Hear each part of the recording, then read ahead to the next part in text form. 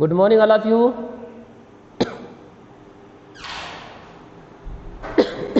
Good morning. Good morning. Today we will discuss about units of work, कार्य के मात्रक. तो वैसे तो हमने कार्य की मात्रक कल देख चुके थे, है ना. सिंपल मात्रक हमने देखा था, एसआई मात्रक आपने जूल देखा था, सीजीएस मात्रक अर्ग देखा था, ठीक है. लेकिन अभी जो मात्रक देख रहे हैं वो क्या है आपके पास में, दो प्रकार के मात्रक पढ़ेंगे हम. एक होता है निरपेक्ष मात्रक और एक होगा गुरुत्वीय मात्रक, ठीक है. तो दो मात्रक आपको पढ़ना है. तो कार्य के दो मात्रक होते हैं, एक निरपेक्ष मात्रक और दूसरा होगा आपका गुरुत्वीय मात्रक.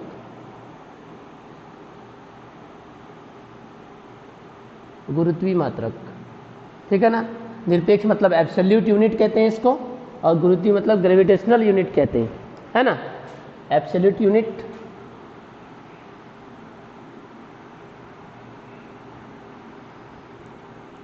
और ये ग्रेविटेशनल यूनिट. अब हम एक एक करके देखते हैं निरपेक्ष मात्रक को और फिर गुरुत्वीय मात्रक को, और उनको क्या करेंगे फिर परिभाषित भी करेंगे, ठीक है. देखें पहला निरपेक्ष मात्रक. देखो निरपेक्ष मात्रक में दो मात्रक होंगे, एक एसआई पद्धति में और एक सीजीएस पद्धति में, ठीक है. तो हम देखते हैं पहले एसआई पद्धति वाले को. एसआई पद्धति में क्या होता है, एसआई पद्धति में बताइए. हाँ, जूल. तो एसआई पद्धति में जो कार्य का मात्रक होता है वो होता है जूल, JOULE, जूल, ठीक है. और अगर इसका सिंबल लिखना है तो आपको क्या लिखते हैं, केवल कैपिटल J से क्या करते हैं, इसको प्रदर्शित किया जाता है. अब एक जूल कार्य कहेंगे किसको, है ना, इस पर हम चर्चा कर लेते हैं. एक जूल कार्य किसको कहेंगे, ठीक है. तो वैसे हमने इस तरह से परिभाषित करना इसके पहले भी सिखाया आपको. कहाँ पर, बल के मात्रकों को मैंने क्या किया था, परिभाषित कराया था, बल के मात्रक को, ठीक है. तो वैसे यहाँ पर भी हम क्या करेंगे, इसके मात्रकों को क्या करेंगे, परिभाषित करेंगे, ठीक. तो देखें W इज इक्वल टू क्या होता है, F इंटू डी. ये हमने कल पढ़ा, ठीक. W is equal to F into D. अब यहां पर क्या करिए आप,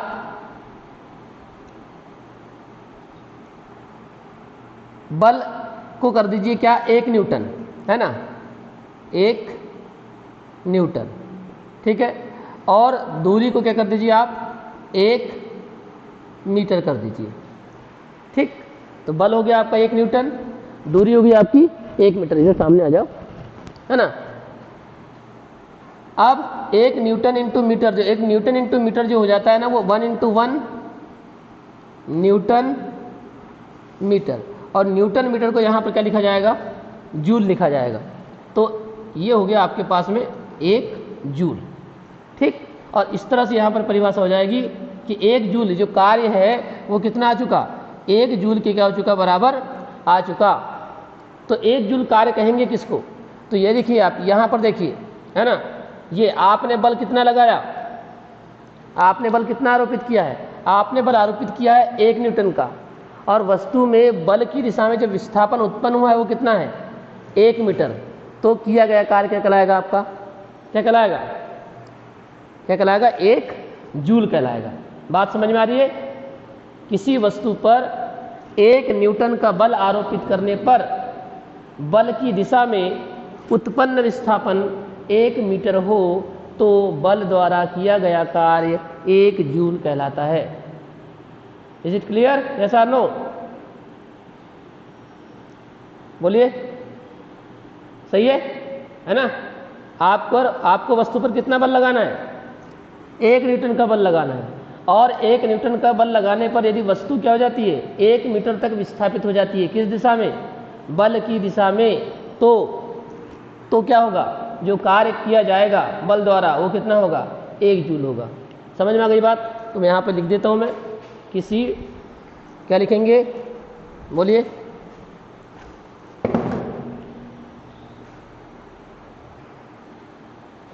ठीक, तो CGS पद्धति में मात्रक होता है अर्ग। तो देखते हैं इसको, CGS पद्धति में क्या होगा? CGS पद्धति में ये होता है अर्ग होता है, CGS पद्धति में अर्ग। ठीक है, ठीक, तो CGS पद्धति में अर्ग होता है। तो अब इसको भी हमको क्या करना है? निश्चित प्रकार से बताना है। तो बताइए सूत्र क्या आता है? W = F × D। ठीक है, हाँ,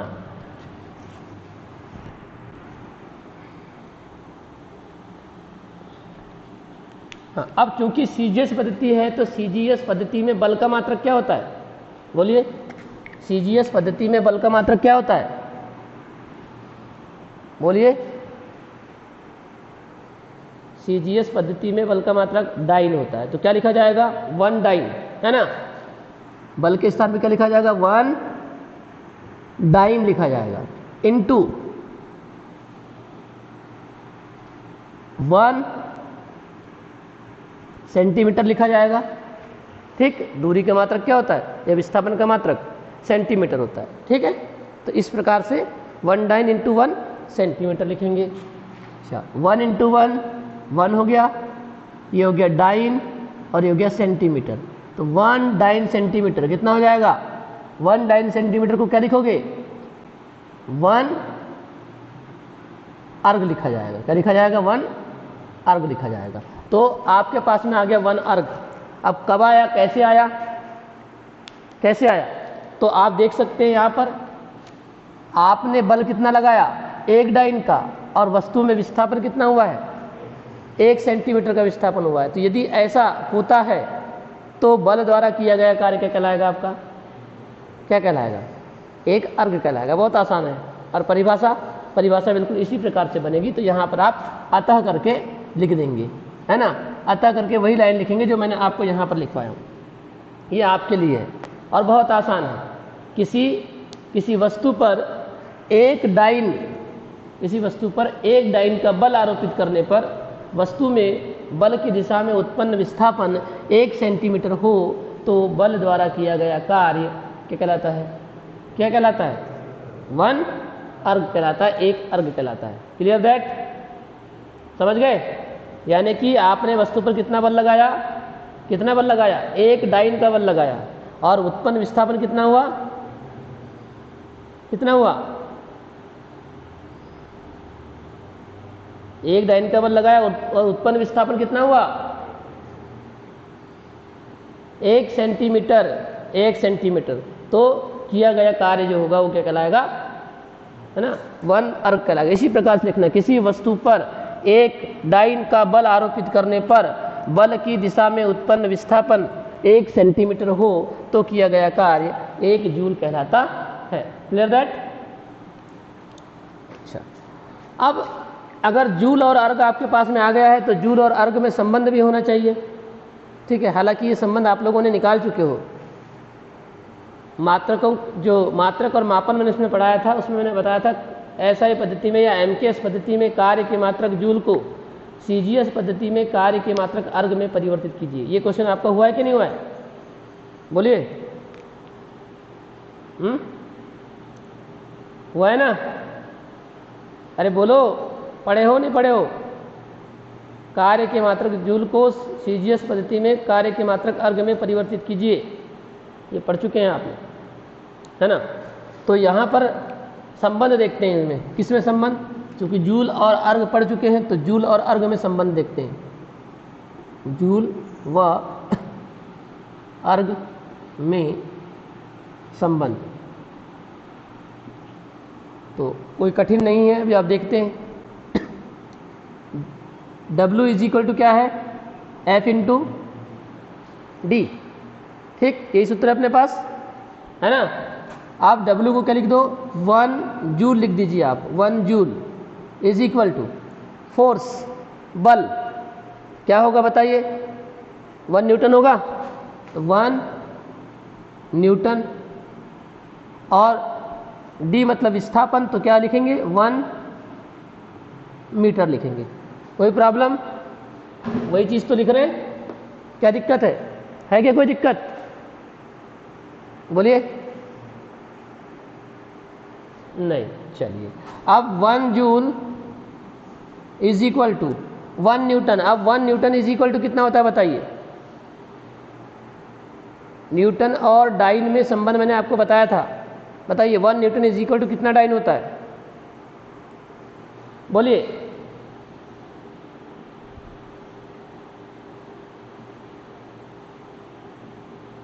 बोलिए 1 न्यूटन इज इक्वल टू कितना डाइन होता है,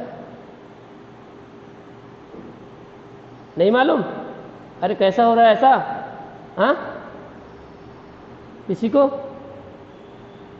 को भी नहीं मालूम? बहुत बढ़िया। 10 पर 5 की घात डाइन, पढ़ते चलिए, है ना? नहीं तो आगे पाठ और पीछे सपाट होते चलेगा, ठीक है? फिर वही बात हो जाएगी, है ना? क्या पढ़ाया और किसने पढ़ाया? तो 1 न्यूटन बराबर 10 पर 5 की घात डाइन, और रोज पढ़िए भैया, नहीं तो ये पूरा पढ़ाने का कोई मतलब नहीं निकलेगा। जितना पढ़ाया गया उसको पढ़ते रहिए, है ना? नहीं तो फिर वही है, दिख नहीं रहे हो, कुछ समझ में आ नहीं रहा है, कोई मतलब नहीं है पढ़ने का। बात वही हो जाएगी, फिर ये खबर छपी सुबह के अखबार में और रात भर नृत्य की नाची अंधों के दरबार में, है ना? तो ऐसा करना है क्या? अंधे हो क्या? अरे समझ में आ रहा है कि नहीं? 1 न्यूटन बराबर 10 पर 5 की घात डाइन, ये मालूम क्यों नहीं है आप लोगों को? इनटू मीटर, 1 मीटर बराबर कितना सेंटीमीटर होता है? 100 सेंटीमीटर। 100 सेंटीमीटर। माइक बंद कर दीजिए। 1 जूल इज इक्वल टू, हाँ, 10 पर 5 की घात ये है, और 100 10 पर 2 की घात कितना हुआ?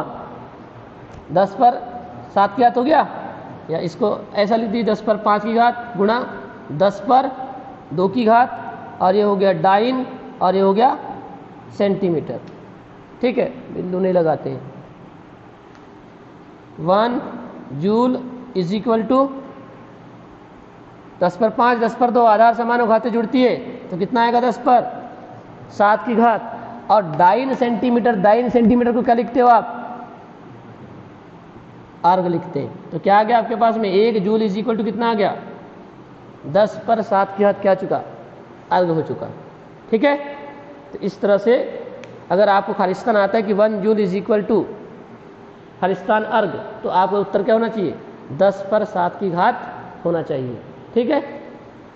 चलिए, तो ये हो गया आपके पास में। अभी दूसरा मात्रक बचा हुआ है ना? अभी केवल निरपेक्ष मात्रक हुआ है, और निरपेक्ष मात्रकों में संबंध निकाल दिए हमने, ठीक है? ऐसे जूल और अर्ग में अभी हम गुरुत्वीय मात्रक पढ़ेंगे। स्क्रीनशॉट लीजिए इसका।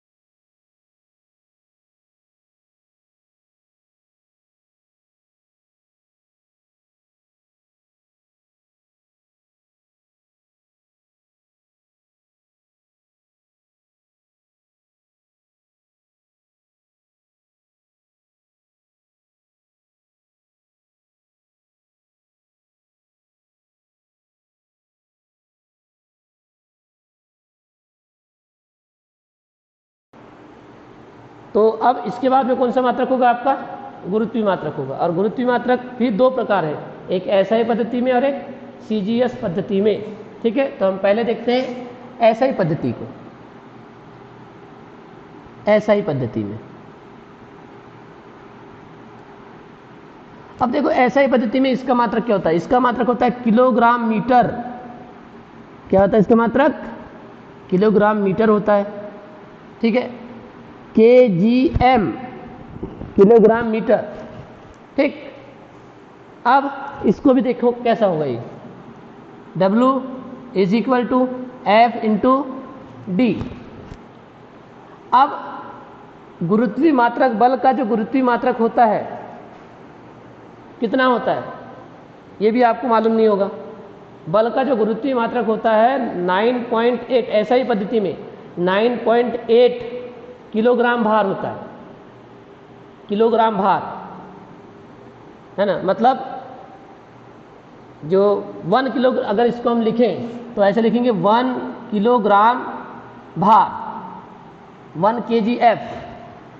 ठीक है, और 1 मीटर का मीटर ही रहेगा इस तरह से।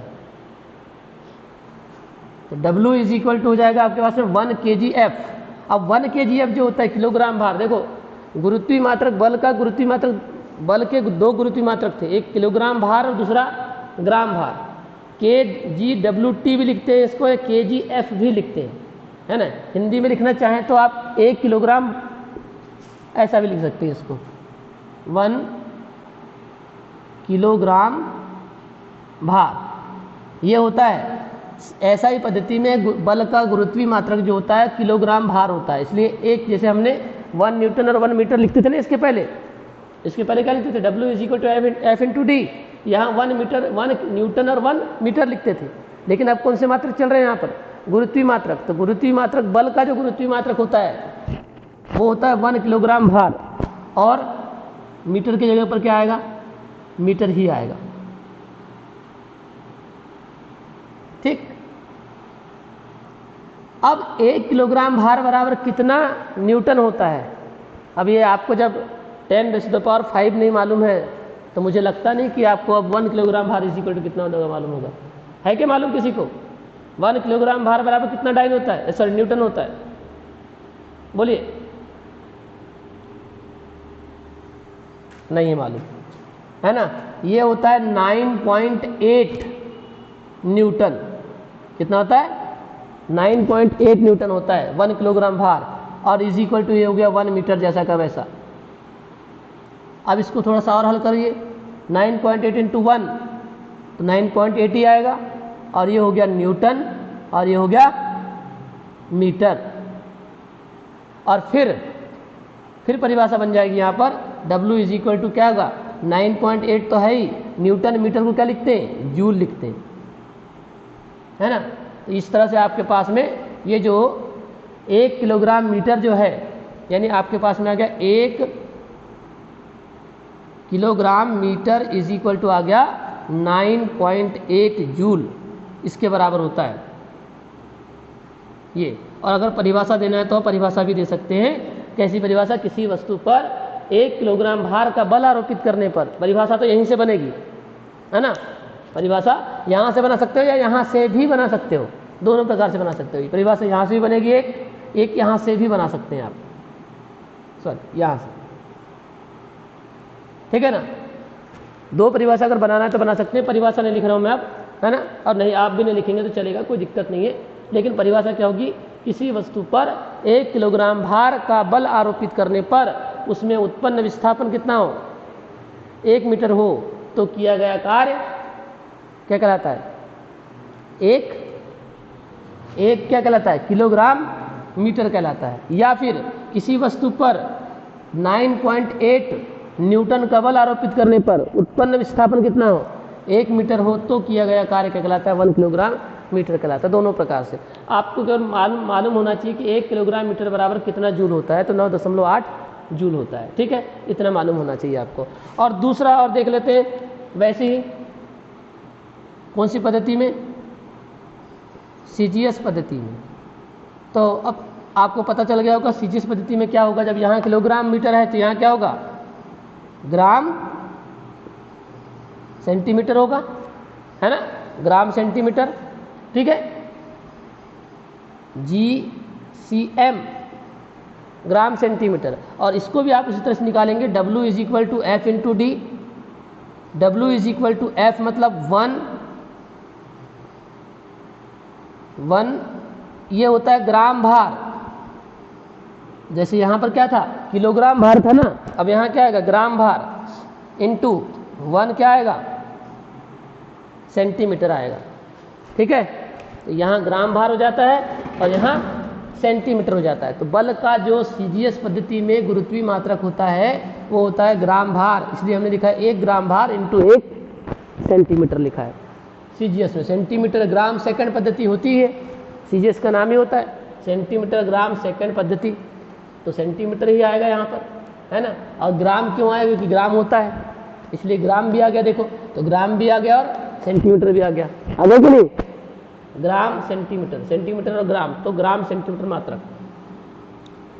W इज इक्वल टू, अब 1 ग्राम भार जो होता है ना वो कितना होता है, तो वो होता है 980 डाइन, कितना होता है 980 डाइन इंटू 1 सेंटीमीटर,